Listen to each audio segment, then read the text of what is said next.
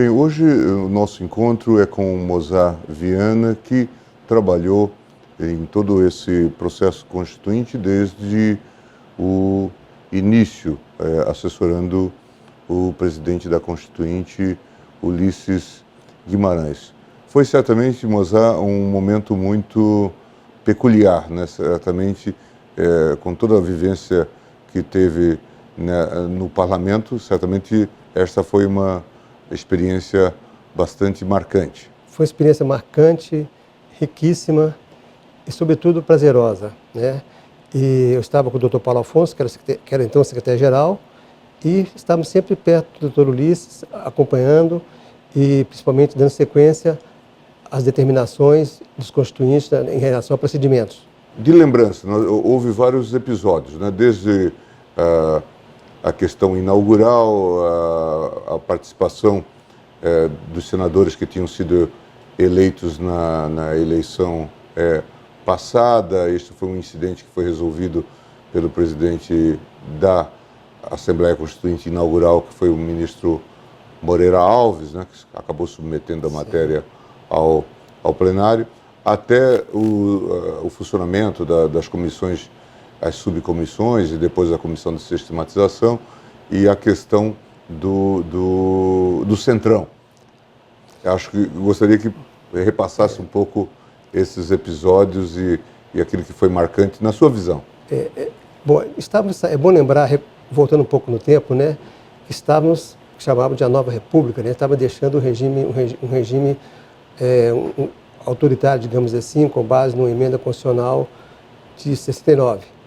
Então, havia uma efervescência cívica, quer dizer, a oposição, os partidos de oposição percorriam o país já durante o antigo regime, né, pregando duas coisas, eleições diretas e a convocação de uma Assembleia Constituinte livre e soberana. Bom, chegou eleições diretas. Apesar de todo o esforço, a PEC, a emenda constitucional foi rejeitada por 22 votos apenas. Apesar de toda a pressão, todo o acompanhamento, foi ali... Grandes eventos públicos no Brasil afora, né? Afora, exatamente. Comício da Sé, comício da Candelária, e ainda assim, mas havia uma pressão aqui em Brasília, né, em termos de os parlamentares recebidos no aeroporto para tentar convencê-los. Havia uma movimentação de tropas perto do Congresso. Apesar de todo desse momento de pressão, digamos assim, ela perdeu por 22 votos apenas. Na minha concepção, foi ali que o governo anterior percebeu que, olha, mantivemos para a próxima eleição colégio eleitoral, mas não temos condições de continuar com o regime, vamos deixar candidatar quem quiser candidatar. Foi aí que o colégio eleitoral foi mantido, mas permitida a candidatura do Dr. Tancredo, presidente Sarney, né, Maluf e Andreasa. Na eleição, o presidente Tancredo foi eleito, não pôde, infelizmente faleceu, não pôde assumir, não é? Então o presidente Sarney assumiu naquele momento como eu falei, de efervescência cívica, de busca de retomada da democracia, digamos assim. E aí o presidente Sarney cumpriu de imediato. Em 85 ele convocou a Assembleia Nacional Constituinte livre e soberana. Encaminhou a PEC para o Congresso. O Congresso aprovou essa PEC, né? Então a Constituinte foi instalada em fevereiro de 87. Bom, é bom mencionar um detalhe interessante, que a Constituinte começou, as forças mais de centro-direita, digamos assim, as forças conservadoras, na minha visão, estavam um pouco retraídas, inibidas, em função do regime anterior, do momento anterior, né? Então estavam com muito mais força, muito mais evidente, muito mais participação, as forças centro-esquerda. Então o que aconteceu? A ideia inicial era uma grande comissão que elaboraria o projeto para levar direto a plenário. Aí não funcionou. Aí houve uma reação dentro dos partidos, dentro do parlamento dos constituintes, né? E fizeram um regimento interno que Fernando Henrique foi até o relator. Primeiro um regimento curto para funcionar enquanto aprovava o regimento. Em março, regimento provisório. Regimento provisório. Em março de 87 foi aprovado o regimento definitivo, né? E esse regimento definitivo havia a previsão de os constituintes de dividir em subcomissões, 8 comissões temáticas. Cada comissão temática com 3 subcomissões. Por exemplo, a Comissão de Organização dos Poderes. Tinha a Subcomissão do Poder Executivo, a Subcomissão do Poder Judiciário, a Subcomissão do Poder Legislativo, Judiciário e Ministério Público, né? Então, só para dar esse exemplo. Então, eram 3 subcomissões em cada comissão temática. E havia uma última comissão, que seria a Comissão de Sistematização. O próprio nome diz, em tese, seria para sistematizar. Mas os constituintes, aqueles constituintes mais progressistas, centro-esquerda, o nome que se deram, eles viram que essa comissão seria muito importante. Então, nessa comissão, na minha visão, havia uma predominância de componentes, de constituintes mais de centro-esquerda. Então, o que aconteceu? Os anteprojetos chegaram na Comissão de Sistematização, o Bernardo Cabral, relator Bernardo Cabral, fez um primeiro projeto só juntando os textos, até pela idade Frankenstein. Ele disse, não, peraí, eu só juntei os textos, agora que eu vou trabalhar o texto original. Porque fazer as compatibilizações. As compatibilizações, exatamente, né? Então, ele elaborou um texto e essa comissão de sistematização realmente, ela trabalhou e produziu um texto que é plenário. Mas, o que aconteceu? Quando chegou, a ideia do Dr. Ulisses, ele tinha pressa, né? Ele queria que o texto constitucional ficasse pronto em um ano, 87. E chegou no final, essa comissão de sistematização trabalhou, na hora de ir a plenário, o texto aprovado na comissão de sistematização, não havia consonância, muitos constituintes eram contrários. Havia divergência entre os partidos, entre os constituintes, entre as forças. Para ter ideia, regime parlamentarista, né, de governo. Queriam mexer no mandato do presidente da República de 6 para 4 anos. 6 para 4 anos. Para 4 anos. Então, o que aconteceu? Esse texto passou a ter a oposição de constituintes contrários, de mais conservadores, do próprio governo, que atuou fortemente em função dessa questão de parlamentarismo, reduração do mandato e tudo mais. E o que aconteceu? Juntando isso, esse aspecto, outra dificuldade. Muitos constituintes queriam colocar algumas ideias, algumas propostas, mas eles não tinham força para colocar, digamos assim, para aprovar. Mas perceberam que tinham para atrapalhar, eventualmente, 10 votos poderiam ser fundamentais num texto. Então, eles bateram o pé, queremos que coloque esse nosso texto. Daí que surgiu uma saída do Dr. Ulisses, os constituintes acharam, as lideranças do Dr. Ulisses, que foi inserir muitos dispositivos no texto constitucional, mas sujeito à regulamentação posterior. Então, essa Constituição ela foi promulgada com mais de 300 dispositivos a serem regulamentados posteriormente. Mais de 300 a serem regulamentados. Então, não é porque o Congresso não funcionou bem, é porque realmente era matéria polêmica. Outro aspecto... Uma coisa para projetar um acordo no tempo. No tempo, ou seja, colocava dispositivo, mas sujeito à regulamentação posterior. Então, muitos dispositivos foram regulamentados, outros estão se regulamentados até hoje, independente de regulamentação. Por quê? Isso tem a ver com o Congresso, o momento que vive o Congresso, tem a ver com a sociedade brasileira, o momento que vive a sociedade brasileira. Então, às vezes, um dispositivo que era difícil em 87 continua difícil até hoje. Então, então isso é natural. Outro aspecto muito interessante, que falaram que essa Constituição é muito detalhista. Quem fala que é detalhista não viveu a época, o momento. Por que ela é detalhista? É como se o Constituinte quisesse colocar assim, olha, aconteceu isso há pouco tempo atrás, no regime anterior, nós temos que constitucionalizar isso para que isso nunca mais aconteça. Então, se pegarmos, por exemplo, o capítulo de Direitos e Garantias Individuais, tem 73 incisos e 2 parágrafos. Quer dizer, constitucionalizaram detalhes mesmo, realmente. Por quê? Para que isso nunca mais aconteça. Os direitos sociais também, bastante inciso. Outro detalhe muito importante, eu achei nesse texto constitucional, na feitura, que o Constituinte quis dizer, olha, os direitos e garantias individuais são mais importantes para nós, e garantias sociais, do que organização de Estado, do que... Então, essa Constituição, ela apareceu, em primeiro lugar, artigo 5º, direitos e garantias individuais, o artigo... Pela primeira vez nas nossas Pela primeira vez, né? Exatamente. Veio encabeçando o texto constitucional, digamos assim. Ao contrário de toda a prática anterior, né? Exatamente. Ou seja, como se assim, nós queremos dar importância, não só pelo número de incisos, pela ideia que nós colocamos, como também na colocação do texto constitucional em primeiro lugar. Então, os artigos 5º e 6º tratam de direitos de garantias e direitos sociais. Então, é detalhista porque queria... Foi intencional mesmo. Vamos colocar para que isso nunca mais aconteça, né? Bem, então Mosé explicava-nos que o detalhismo não foi um acidente, mas foi uma opção. E que, de alguma forma, o Constituinte timbrou por dar uma resposta, não é, às práticas anteriores, às práticas autoritárias, daí talvez o detalhismo de toda a Constituição, mas especialmente do capítulo dos direitos fundamentais. Então, Mosé nos lembrava há pouco da peculiaridade dessa Constituição, é muito frequentemente apontada como uma Constituição detalhista. Ele nos chama a atenção de que isto não foi um acidente, mas foi uma decisão consciente dos constituintes, que queriam, eventualmente, traduzir o repúdio às práticas autoritárias.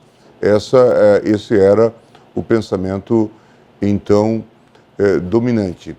Eu queria pontuar duas questões, Tomada. Primeiro, houve antes, se a gente fizer uma viagem, houve antes aquela comissão designada ainda pelo doutor Tancredo, a chamada Comissão dos Notáveis, que elaborou um trabalho e levou isso a cabo. Isto foi submetido à Constituinte, não é? Mas isto não foi, de certa forma, não se trabalhou, como já foi destacado aqui, a partir de um pré-projeto. Daí toda essa fragmentação e o projeto Frankenstein. Por outro lado, eu perguntava, a maioria dos constituintes era do MDB. E como isso influenciou todo o processo? A comissão que o presidente, com a melhor das intenções, criou, era para elaborar um anteprojeto de Constituição para que servisse de início para os constituintes. Mas esse texto não agradou nem o presidente Sarney na época, né? Ele não encaminhou, publicou, mas não encaminhou. E também eu estava lá por outras vias, chegou um dia no doutor Ulisses, eu estava no gabinete com ele, doutor Paulo Afonso, ele recebeu, agradeceu, eu falei assim, não, guarda lá, nós vamos começar do zero. Então, essa Constituição, a elaboração dessa Constituição começou realmente do zero, ou seja, começou de emendas populares, foi a primeira Constituição da República a ter a participação direta da população com emendas populares previstas no regimento, não foi por acaso, entregue lá como previsto no regimento, com 30 mil assinaturas. Depois, partiu do zero. Os constituintes também, aí chegamos à parte da elaboração. O que aconteceu? Durante a sua elaboração, o MDB, realmente, o senhor falou bem, era o maior partido. Mas, dentro do MDB, havia divergências, havia os deputados mais de progressistas, digamos assim, que alguns chamam de progressistas, outros de esquerda, centro-esquerda, outros mais conservadores. Então, havia divergência entre os partidos, dentro dos próprios partidos. Então, era uma incerteza muito grande assim, em relação ao processo de elaboração. Não dá para ter segurança ao votar um projeto ou emenda do resultado da votação, porque havia também a influência do governador dos estados, porque tinha a ver com a questão dos estados e municípios também, né? Então, atuavam. Então, no Congresso circulavam mais ou menos 10 mil pessoas por dia naquele período. Foi um período riquíssimo de participação. Os constituintes recebiam o cidadão comum, a autoridade, os ministros, o próprio executivo, os governadores, os representantes dos estados também, né? Então, foi um momento muito rico. Então, foi possível elaborar tanto é que chegou no final de 87, o jogo foi zerado. Por quê? Fez-se uma alteração no regimento, foi a resolução número 3, em que permitiram-se novas emendas, as chamadas, só veja bem, emendas coletivas. A emenda coletiva, assinada por maioria absoluta dos constituintes, elas teriam preferência automática na votação do texto da Comissão de Sistematização. Veja como a coisa realmente... Então, o que aconteceu com o Centrão? Elaborou emendas coletivas para cada um dos capítulos. Claro, não queriam aprovar todas, mas conseguiram alterar o jogo. Então, praticamente, final de 87, início de 88, o jogo foi zerado, começou-se um novo processo de elaboração com essas novas emendas. Outra coisa interessante, nessa hora surgiu o chamado DVS, de destaque de bancada. O que estava construído? Se fosse votar o texto da sistematização, aprovando o texto global, quem quisesse retirar um artigo teria o ônus de colocar a maioria para retirar. Maioria absoluta. Absoluta para retirar. O pessoal que era centrão, opa, aí nós vamos para a gente votar a favor, vamos ficar prejudicados para retirar alguma coisa. Entrou o DVS de bancada. O que é o DVS de bancada? Destacado aquele artigo, ele considera-se não votado. Ele tem que votar a parte, ou seja, inverte-se o ônus. Quem quer aprová-lo é quem tem que colocar a maioria absoluta. Quem quer aprová-lo, não quem quer rejeitá-lo. Né? Então, houve N destaque de bancada, né? das bancadas. Outra questão também que... Isso em relação ao texto da sistematização. Da sistematização. Né? E bom lembrar, então, que em cada capítulo podiam entrar emendas coletivas, substitutivas de cada capítulo. E se fosse coletiva, preencheu o apoiamento, ela tinha preferência na votação, preferência automática sobre o texto da sistematização. Então, realmente, o texto ficou meio em segundo plano, digamos assim. Essa resolução é de Ela é de janeiro de 88. Janeiro de 88. 88, é. Mas a crise se instalou em 87. Final de 87. Final de 87. Em outubro, novembro de 87, a crise se instalou. O Centrão percebeu que eles não tinham número de votos suficiente para aprovar, mas tinham para, aspas, atrapalhar. Ora, nós Centrão, com 100 votos, nós podemos obstruir uma votação, podemos impedir a aprovação por maioria absoluta, podemos diminuir o quórum. Então, eles perceberam que tinha força, ainda que não fosse força total, mas tinham força para colocar suas posições. Foi isso que gerou essa negociação.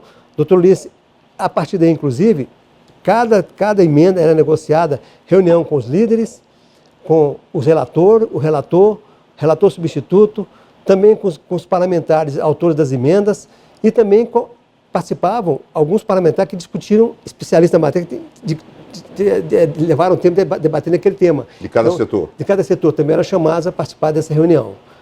Então, foram N reuniões para conseguir esse texto que fosse a plenário. E, enquanto isso, também essa foi uma discussão inicial, o Congresso Constituinte funcionou também como casa legislativa normal. É verdade. O Congresso, a questão constituinte chamava na época constituinte congressual. Por quê? A ideia era funcionar ao mesmo tempo com Câmara e Senado, o Congresso Nacional, enquanto Congresso, e a Assembleia Constituinte. Na verdade, funcionou mais, a Assembleia consumiu quase todo o tempo. Então, Câmara e Senado reuniram-se algumas vezes, mas não aprovaram coisas assim muito...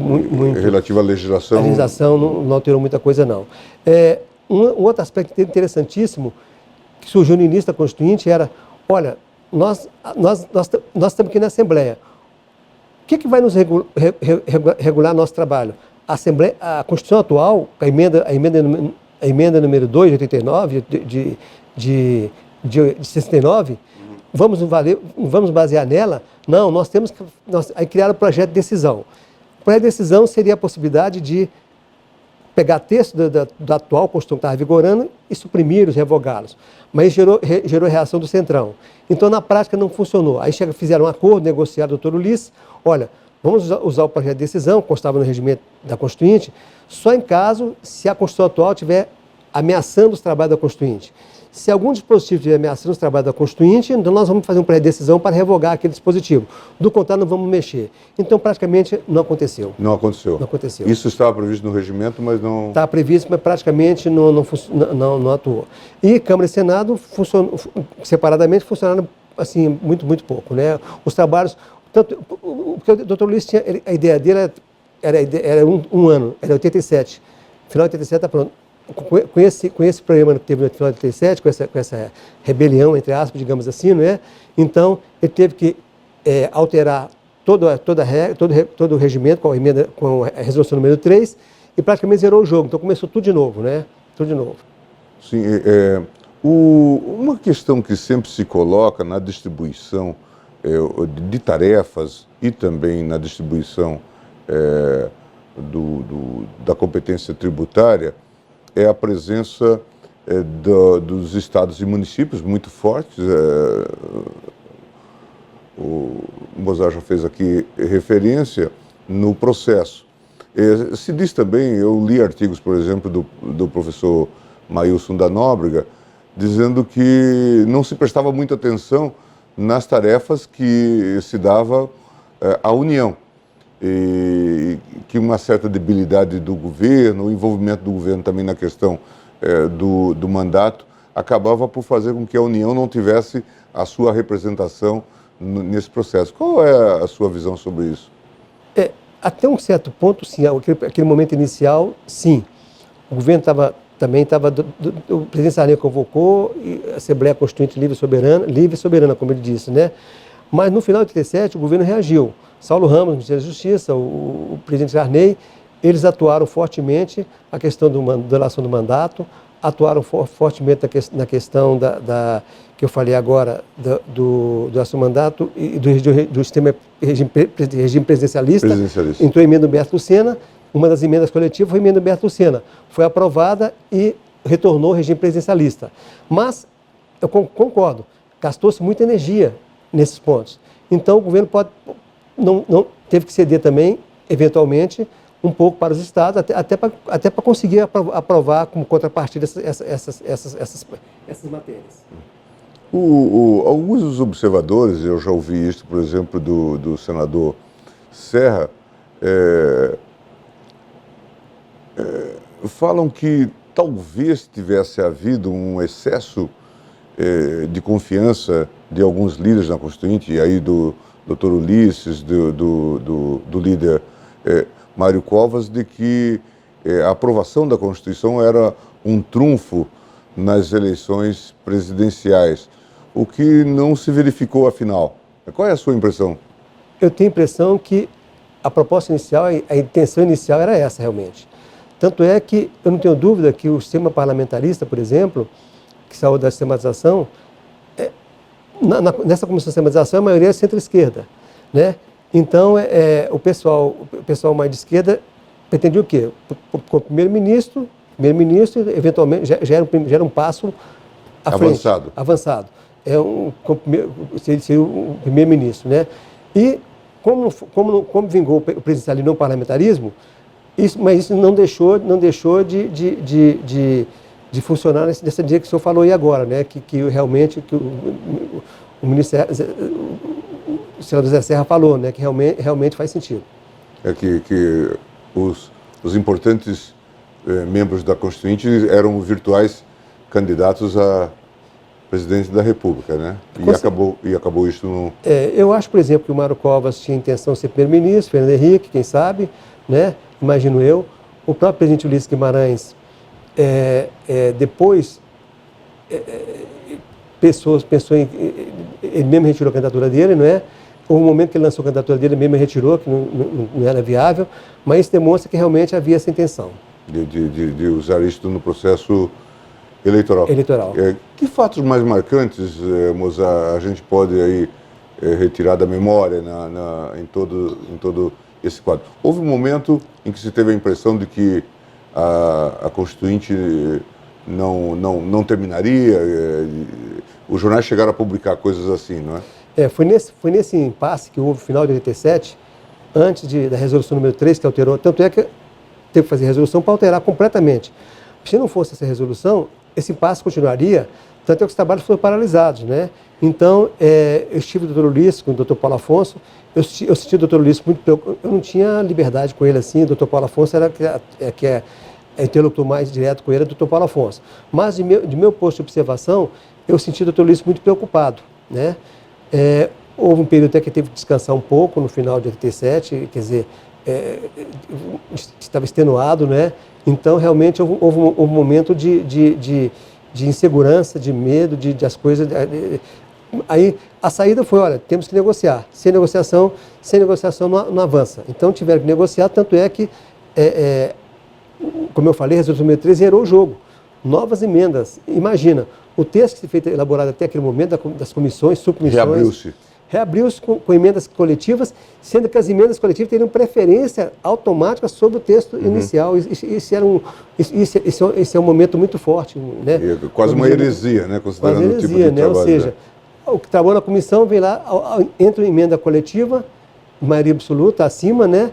E mais, dessas emendas coletivas, se houvesse 2, 3 iguais, a que tivesse maior número de assinaturas votaria em primeiro lugar. Veja como é que estava o embate, né? O embate. Muito crispado. Muito crispado. Então, realmente, nesse momento, no final de 87, o texto elaborado em 87 foi numa direção. Em 88, mudou completamente. Mudou completamente. E dá para ver isso materializado, né? Com certeza. Com certeza. Ao comparar os textos da Comissão de Sistematização com o texto aprovado, que foi promulgado... A Comissão de Sistematização se manteve a mesma, íntegra? Se manteve a mesma, íntegra, né? Agora, os principais, os constituintes que mais se destacavam, digamos assim, estavam lá. Estavam lá. Eles perceberam, quer dizer, a ideia é que era uma comissão só de sistematizar os textos, mas eles chegaram bem antes. Sim. Olha, é lá que nós vamos ter o texto final, é lá que nós podemos ter... Vamos ter o papel de definir o mérito mesmo das... E o Colégio de Líderes surgiu com força nos trabalhos do Congresso na Constituinte, né? Foi ali que o Dr. Ulisses criou o Colégio de Líderes, convocou os líderes, então cada votação era precedida... O Colégio de Líderes foi depois, então, da criação do Centrão. Foi do Centrão, exatamente, Exatamente. Aí chamou essa reunião, o Colégio de Líderes, e nessas reuniões houve N decisões, encaminhamentos de matéria, encaminhamento de votação, direcionamento da matéria em plenário, fruto dessas reuniões. Quem são os principais nomes do Centrão? Do Centrão, olha, Roberto Cardoso Alves, Zé Lourenço, Gastone Rigg, Luiz Eduardo Magalhães, Carlos Santana, quem mais? Fiuza. Ricardo Fiuza. O deputado Ricardo Fiuza, eu não me esqueço nunca, no final de 87, um dia ele entra no plenário, numa sessão da Constituinte, ele entra no fundo, no meio do plenário, com um cartaz de papelão, caixa de papelão rasgada, amarrado com barbante no pescoço e com pincel atômico escrito assim, Centrão, 2 pontos, uma obra de engenharia política. Ele adentrou o plenário com esse cartaz, pendurado no pescoço. Naquele momento, eles já sentiam que lograriam êxito nos seus trabalhos. Nos seus trabalhos. Isso, E depois portanto, início de 88, retomam-se os trabalhos já com esta nova perspectiva. 88 começou já com a primeira coisa foi aprovar a resolução, que é a resolução número 3, que alterava o rito, né, os procedimentos. A partir daí, então, aprovada a resolução, retomaram os seus procedimentos nesse novo rito. E além da questão do regime de governo e também da questão do mandato, o Centrão atuou também nas questões econômicas, sociais? Sim, os capítulos dos direitos sociais, direitos econômicos, direito econômico e direitos sociais, o Centrão atuou fortemente. Fortemente, porque havia uma proposta inicial que veio da sistematização que não agradava, né? Então, eles já atuaram para alterar esses capítulos. Marcadamente focados nessa questão. Direito econômico, né? E direito econômico e direito... Os direitos sociais... Direitos sociais e econômicos, exatamente. Sociais e econômicos. Nós estamos discutindo também e estamos até consolidando textos do professor e deputado constituinte Roberto Campos, que teve uma participação, especialmente nas questões econômicas, né? Apresentou várias emendas constitucionais, vários projetos e tal, e que continuou muito crítico da Constituição, né, já no seu período de promulgação e de implementação. Qual foi a participação dele nesse processo? Olha, ele foi um dos constituintes que, praticamente, no início dessa movimentação contrária do Centrão, ele atuou fortemente, né?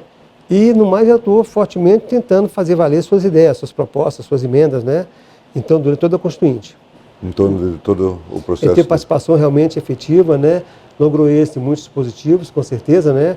Não tudo, mas ele foi muito atuante. Foi muito atuante. É.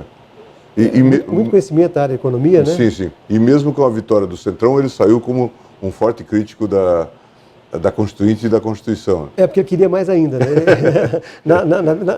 No conhecimento dele, que ele era que é um supra-sumo de direito econômico, né? Então, no conhecimento dele, ele enxergava mais coisa que poderia ser feito e não foi feito. Né? Por isso que ele e lamentou muito também o excesso de regulação, né, do texto. Mas há mais alguma coisa que nós poderíamos dizer sobre tudo isso que se fez? Acho que é um período realmente marcante, histórico da vida nacional, né? Eu acho todas essas pessoas que por lá passavam todos os dias, né? E um contato com a cidadania, com a brasilidade, as pessoas acreditando que de fato estavam vivendo um turning point, né? Um momento de virada, né? Acho que foi essa a percepção, né? É verdade. Só um detalhe que eu esqueci de mencionar, anteriormente, uma outra medida que descobriu-se na Constituinte, a chamada fusão de emendas. Porque o que acontece? Ia plenário as emendas, zerou o jogo, novas emendas, destaques, mas ainda assim, na negociação em plenário, na hora surgiu uma ideia, uma proposta que não tinha redação, emenda nenhuma, idêntica. Onde é que vamos buscar esse texto? Para destacar. Aí criaram a chamada fusão de emendas, que permite construir, elaborar um texto com base em matéria pré-existente para poder... Então, muitos dispositivos surgiram de fusão de emendas. A Câmara gostou tanto disso que adotou no regimento da Câmara a emenda aglutinativa. Ah, sim. Isso é resultado da Constituinte.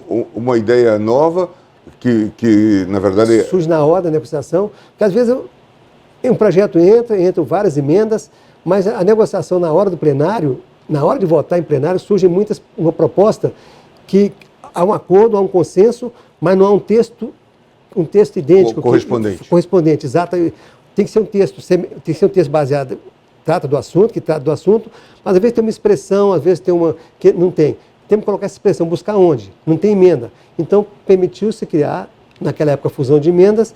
E hoje é chamada emenda aglutinativa. É um instrumento, na Constituinte foi um instrumento extremamente positivo em termos de trabalho. De construir consenso. Construir consenso. Como na Câmara também, constrói-se muito consenso da emenda aglutinativa. Ah, interessante, Pois é.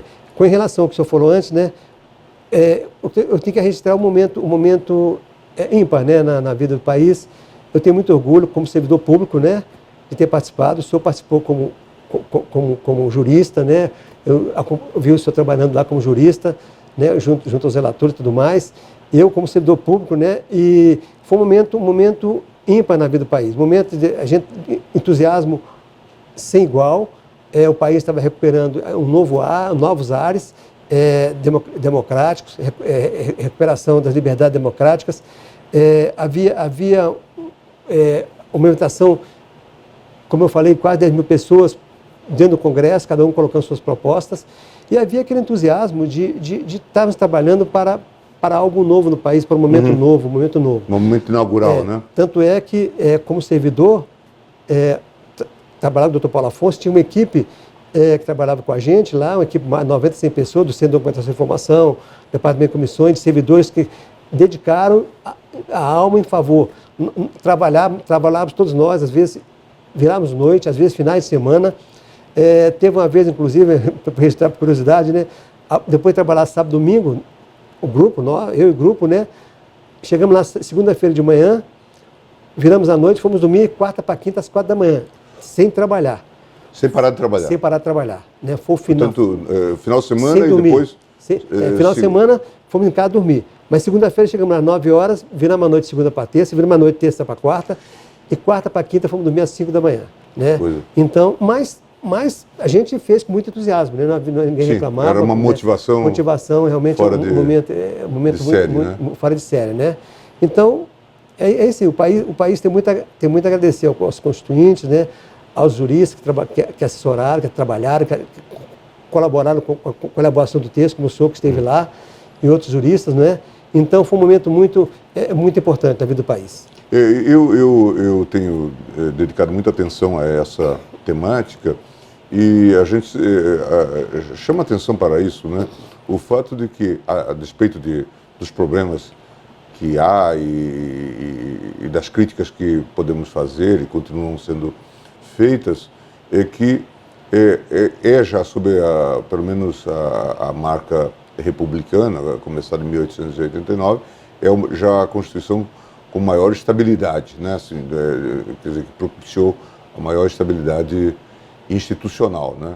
É verdade. E talvez fruto dessa construção um pouco consensual, né? Dessa ideia dos núcleos de poderes, né? Uma certa estrutura poliárquica. O Ministério Público saiu muito forte, o Judiciário, o Legislativo também continua muito forte, né? O Executivo tem um papel importante, mas é curioso que, ao celebrar 30 anos da Constituição, a gente possa falar também nessa estabilidade política que o Brasil logrou nesses anos todos, né? Graças a Deus, esse eu li outro dia, que é o mais longo período de democracia plena e ininterrupto. 33 anos. Né? Isso é extremamente importante. Né? A história do Brasil, da queda da monarquia até aqui, é o período mais longo de democracia plena e ininterrupto. Né? Oxalá que continuemos muitos anos à frente. Né? Bom, Tom Mozart, é um prazer tê-lo aqui conversando sobre essa temática. Certamente nós vamos voltar a lhe falar, talvez quando tivermos a necessidade de ter um texto escrito, detalhar um pouco toda essa regulação e todos esses incidentes. Nós já tivemos a oportunidade de conversar, de ouvi-lo, inclusive no IDP e em outras oportunidades, e certamente voltaremos a buscar os seus conhecimentos, que são muito importantes, e eu acho que o nosso trabalho aqui é tentar fazer um registro para as próximas gerações, para que, de fato, elas se informem sobre a dificuldade e também a beleza do trabalho que foi realizado. Eu fiquei muito feliz com o convite, agradeço muito esse convite, né? Estou muito feliz de estar aqui com o senhor, dando esse depoimento, né? E o que precisar de mim, estou à disposição qualquer hora, qualquer tempo, né? Que eu possa colaborar, tiver ao meu alcance, você pode contar comigo, né? Eu fico muito feliz e agradeço muito pela oportunidade. Obrigado, muito obrigado.